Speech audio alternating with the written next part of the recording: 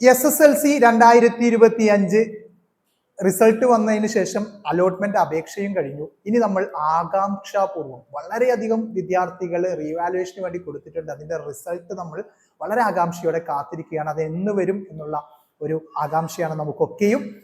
റീവാലുവേഷന്റെ അപേക്ഷ ഈ മാസം 17-ാം തീയതി കഴിഞ്ഞ് 19-ാം തീയതിയാണ് സ്കൂളിൽ അതിന്റെ എൻട്രി വർക്ക് കഴിഞ്ഞത്. അതിനുശേഷം മിക്കവാറും ഈ മാസം 26, 27, 28 ദിവസങ്ങളിലായിരിക്കും വാലുവേഷൻ ക്യാമ്പ് നടക്കുക. വാലുവേഷൻ ക്യാമ്പിൽ നമുക്കറിയാം ഓൾറെഡി വാല്യൂ ചെയ്ത പേപ്പർ പറയും, അതിനകത്ത് നേരത്തെ നൽകിയ മാർക്കും കാര്യങ്ങളും ഒക്കെ ഉണ്ടാവും. അതെല്ലാം റൈസ് ചെയ്ത് മായ്ച്ചു കളഞ്ഞതിന് ശേഷം പുതിയ രീതിയിൽ പേപ്പർ നോക്കണം. അതുപോലെ തന്നെ ഒരുപാട് വിദ്യാർത്ഥികൾ ഇത്തവണ ഫോട്ടോസ്റ്റാറ്റിന് ആൻസർ ഷീറ്റിന്റെ ഫോട്ടോസ്റ്റാറ്റിന് അപേക്ഷിച്ചിട്ടുണ്ട്. അതെല്ലാം വിദ്യാർത്ഥികൾക്ക് അയച്ചു കൊടുക്കണം. ഫോട്ടോസ്റ്റാറ്റിന് അപേക്ഷിച്ച ആളുകൾ പ്രത്യേകം ശ്രദ്ധിക്കുക.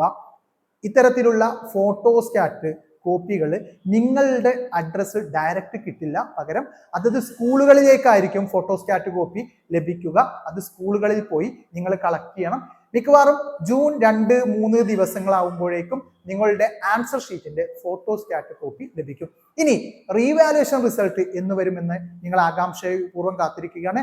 26, 27, 28 ദിവസങ്ങളിൽ നിങ്ങളുടെ റീവാലുവേഷൻ ക്യാമ്പ് നടക്കുകയാണ്. റീവാലുവേഷൻ ക്യാമ്പ് 28-ാം തീയതി പൂർത്തീകരിച്ചു കഴിഞ്ഞാൽ ഉടനെ തന്നെ അതിന്റെ ടാബുലേഷൻ വർക്കും കഴിഞ്ഞ് മിക്കവാറും 29-ന് ഉച്ചയ്ക്ക് ശേഷം, മെയ് 29-ന് ഉച്ചയ്ക്ക് ശേഷം തന്നെ റീവാലുവേഷന്റെ റിസൾട്ട് വരും എന്നാണ് അറിയാൻ കഴിയുന്നത്. പരമാവധി 30-ാം തീയതി, അതായത് മെയ് 30-ന് മോർണിംഗ് റീവാലുവേഷൻ റിസൾട്ട് വരും. അപ്പോ ഒന്നുകൂടി ഓർത്തു വെക്കുക, ഈ മാസം 29-ന് നമ്മുടെ റീവാലുവേഷൻ റിസൾട്ട് വരും, അല്ലെങ്കിൽ 30-ന് മോർണിംഗ് വരും. പിന്നെ മറ്റൊരു കാര്യം, ഇത്തരത്തിൽ റീവാലുവേഷൻ റിസൾട്ട് വന്ന് നമ്മുടെ ഗ്രേഡ് ലെവൽ കൂടിക്കഴിഞ്ഞാൽ അത് സിംഗിൾ വിൻഡോ അപേക്ഷയിൽ എങ്ങനെ എഡിറ്റ് ചെയ്ത് ചേർക്കും എന്നുള്ളൊരു സംശയം ഉണ്ടാവും. ആരും അതിനെക്കുറിച്ച് വറീഡാവണ്ട. ഈ ഒരു പ്രോസസ്സ് ഓട്ടോമാറ്റിക് ആയിട്ട് നടന്നുകൊള്ളും. കാരണം നിങ്ങൾക്കറിയാം, നിങ്ങൾ SSLC റിസൾട്ടിന്റെ മാർക്ക് ഓട്ടോമാറ്റിക് ആയിട്ടാണ് സിംഗിൾ വിൻഡോ അപേക്ഷയിൽ വന്നത്. നിങ്ങളുടെ രജിസ്റ്റർ നമ്പറും ഡേറ്റ് ഓഫ് ബർത്തും അടിച്ചു കഴിഞ്ഞപ്പോൾ ഓട്ടോമാറ്റിക് ആയിട്ട് SSLCയുടെ മാർക്ക് അതിനകത്ത് കയറി വരികയാണ് ചെയ്തത്. അതുപോലെ തന്നെ ഈ റീവാലുവേഷന്റെ മാർക്ക് ഓട്ടോമാറ്റിക് ആയിട്ട് നിങ്ങളുടെ മാർക്ക് ഷീറ്റിൽ ആഡ് ആയി വരികയാണ് ചെയ്യുന്നത്.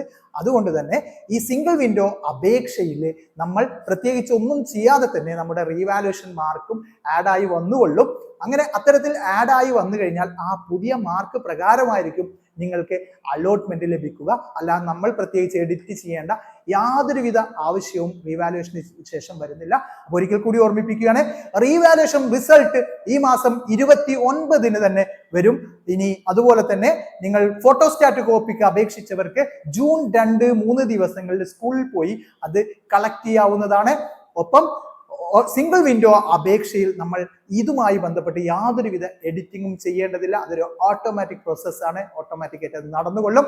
ഇനി ഇതുമായി ബന്ധപ്പെട്ട് എന്തെങ്കിലും സംശയങ്ങളുണ്ടെങ്കിൽ നിങ്ങൾ കമന്റുകളായി ചോദിച്ചോളൂ. വളരെ പെട്ടെന്ന് നിങ്ങൾക്ക് മറുപടി തരുന്നതാണ്. Thank you.